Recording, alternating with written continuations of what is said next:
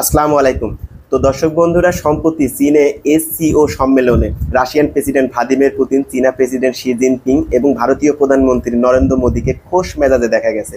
তো দর্শক বন্ধুরা, চীন কেন ভারতের সঙ্গে বন্ধুত্ব চায় এবং ভারত চীনের সঙ্গে বন্ধুত্ব করলে, চীনের সঙ্গে সম্পর্ক উন্নয়ন করলে ভারত কোন দিক থেকে লাভবান হবে, এই বিষয়গুলো নিয়েই আমার আজকের এই ভিডিওটি। তার আগে আপনাদের কাছে রিকোয়েস্ট, দর্শক বন্ধুরা, আমার এই ছোট্ট চ্যানেলটি সাবস্ক্রাইব করে বেল আইকন প্রেস করে সঙ্গেই থাকেন। দর্শক বন্ধুরা, এবার মূল আলোচনায় আসি। প্রথমে চীনের দিকটা আগে ভেবে দেখি, চীন কেন ভারতকে বন্ধু হিসেবে চাই। তো দেখেন দর্শক বন্ধুরা, চীনের পরিকল্পনা অনেক সুদূর প্রসারী। অ্যাকচুয়ালি চীন কেন বন্ধুত্ব হিসেবে ভারতকে চাই, এই বিষয়টা নিয়ে বিশ্লেষণ করতে গেলে মানে কি বলবো, আমাদের মতো ছোট্ট লোকের পক্ষে করা সম্ভব না। তারপরেও যেটুকু আমার মনে হয় সেটাই বলি। দেখেন দর্শক বন্ধুরা, চীন 2-4-5 বছরের ভিতর কিন্তু তাদের একটা দ্বীপ রাষ্ট্র আছে, একটা হচ্ছে তাইওয়ান দখল করবে। তো এই তাইওয়ান দখল করতে গেলে ভারতকে লাগবে। কেন লাগবে জানেন? এই উপসাগরীয় অঞ্চলে যে দেশগুলো আছে, যেমন ভারত, জাপান, এই সকল দেশকে কিন্তু চীনের লাগবে কূটনৈতিকভাবে তাইওয়ান দখল করতে গেলে। ওই সময়টা ইন্ডিয়া যদি চীনের বিরোধিতা যদি নাও করে, অন্তত নিরপেক্ষ যেন থাকে, এইরকম একটা অবস্থানে ইন্ডিয়াকে নিয়ে যেতে হবে। এটা চায়নাও বুঝছে। এজন্যই চায়না কিন্তু ইন্ডিয়াকে বন্ধু হিসেবে চাই, অন্তত সেই সময়টা তাদের সাথে শত্রুতা না করলে যেন নিরপেক্ষ থাকে ইন্ডিয়া। এই নিরপেক্ষ যেন থাকে, এই অবস্থায় নিয়ে যাওয়ার জন্যই কিন্তু চীন ইন্ডিয়ার সাথে বন্ধুত্ব চাই। Number 1 point.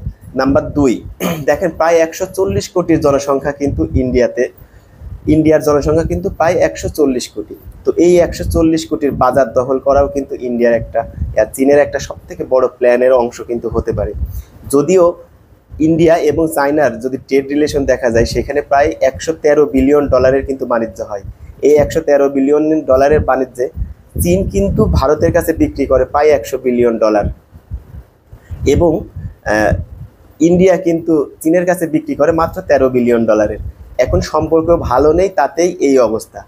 আর যদি সম্পর্ক যদি ভালো থাকে, সম্পর্ক যদি অনেক ভালো পর্যায়ে নিয়ে যায়, তাহলে কি অবস্থা হবে চীনের, জাস্ট একবার কল্পনা করে দেখেন। এই একটা বাজার দখলের একটা বিষয়টা আছে 2 নাম্বার। 3 নাম্বার আর একটা বিষয় আমি আপনাদেরকে বলি, যে ইনভেস্টমেন্ট। দেখেন ইনভেস্টমেন্ট যদি চীন কিন্তু ভারতে ইনভেস্টমেন্ট করতে চাইছে। বর্তমানে কিছুদিন আগে চীনের পররাষ্ট্রমন্ত্রী ভারতে আসছিল, এসে কিন্তু ভারতের পররাষ্ট্রমন্ত্রীর সাথে একটা আলোচনা হয়েছে। আলোচনার ফলে কিন্তু এই বিষয়ে কিন্তু সিদ্ধান্ত নিছে যে তাদের সীমান্তে কোনো রকম যে সমস্যাগুলো আছে সেগুলো তারা সমাধানের দিকে গুরুত্ব দিবে, এবং চীনে অনেক ইনভেস্টমেন্ট করবে। এবং ভারত যদি চীনা ইনভেস্টমেন্টের উপর যে নিষেধাজ্ঞাগুলো ছিল সেগুলো যদি তুলে দেয়, দেখেন চীন কেন ভারতে ইনভেস্টমেন্ট করবে। চীন এমন একটা দেশ, দেখেন যেখানে হলিউডের যে সিনেমা প্রডিউসারগুলো আছে না, এইসব হলিউডের সিনেমা প্রডিউসারগুলোই এত পরিমাণ টাকায় চীন ইনভেস্ট করে যে হলিউডে মানে অ্যান্টি চীন, মানে চীন বিরোধী কোনো সিনেমা বানাতে তারা ভয় পায়, বা কোনো অংশ রাখতে তারা ভয় পায় চীন বিরোধী। কেন জানেন? চীন অনেক বড় একটা মুভি মার্কেট, সেই মার্কেটে তার মুভিটা চলবে না। একটা হলিউডের মুভি চীনে মুক্তি দেওয়া মানে সেখান থেকে মিলিয়ন মিলিয়ন ডলার ইনকাম করা। তো হলিউডের এই যে ইনভেস্টমেন্ট, এই ইনভেস্টমেন্টগুলো কিন্তু এইভাবে কিন্তু কাজ করে। হয়তো এখন দেখতেছেন যে না, কোনো কিছুই না, কিন্তু ভবিষ্যতে এই ইনভেস্টমেন্টগুলাই কিন্তু একটা কাল হয়ে দাঁড়াবে। তো দর্শক বন্ধুরা, এবার আসেন আলোচনা করি, সম্পর্ক যদি ভালো করে ইন্ডিয়া চীনের সাথে, তাহলে ইন্ডিয়া কোন কোন দিক থেকে লাভবান হবে। দেখেন ইন্ডিয়া যদি চীনের সঙ্গে সম্পর্ক ভালো করে, তাহলে চীনা পররাষ্ট্রমন্ত্রী কিন্তু একটি কথা বলছে, তারা কিন্তু ইন্ডিয়াতে রেয়ার আর্থ নামে একটা পদার্থ আছে, ওই জিনিসটা কিন্তু সাপ্লাই দিবে।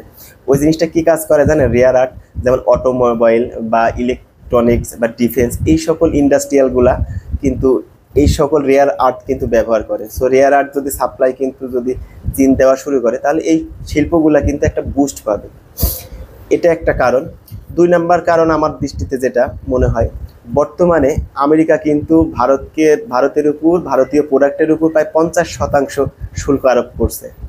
তো এইসব পশ্চিমা দেশগুলোকে একটা হচ্ছে মানে একটা নিউজ দেওয়া যায়, দেখো তোমরা যদি আমাদের উপর বেশি যদি চাপ প্রয়োগ করো, তাহলে আমরা কিন্তু অন্যদিকে চীনের দিকে ডাইভার্ট হব। এটা একটা কৌশলগত অবস্থান হতে পারে ইন্ডিয়ার। তৃতীয় আর একটা পয়েন্ট হতে পারে, দেখেন দর্শক বন্ধুরা, ভারতকে কিন্তু 2 ফ্রন্টেই কিন্তু লড়তে হয়। এক ফ্রন্টে কিন্তু পাকিস্তানের সাথে, আর এক ফ্রন্টে কিন্তু চায়নার সাথে। তো চায়নার সাথে সম্পর্ক যদি ভালো হয়, তাহলে ওই দিকটা ওই ফ্রন্টে কিন্তু ইন্ডিয়ার কিন্তু যুদ্ধ করা লাগবে না। সো এদিক থেকে তারা একটা টেনশন ফ্রি থাকতে পারে।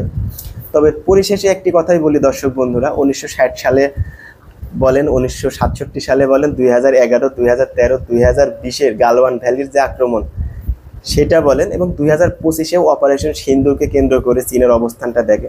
চীন কিন্তু ভারত পাকিস্তানকে তাদের ইন্টেলিজেন্স, ওয়েপেন এগুলা দিয়ে কিন্তু সাহায্য করছিল।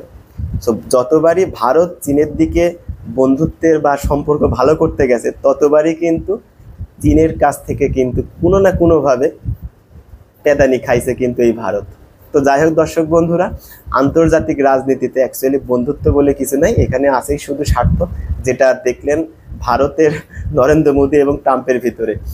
যে ট্রাম্প যখন নির্বাচনে জিতে তখন কিন্তু বারবার বিজেপি কিন্তু প্রচার করতে থাকলো ট্রাম্প এবং মোদির বন্ধুত্বের কথা, কিন্তু পরিশেষে আমরা কি দেখলাম? 50% শুল্ক, প্রায় 50% শুল্ক।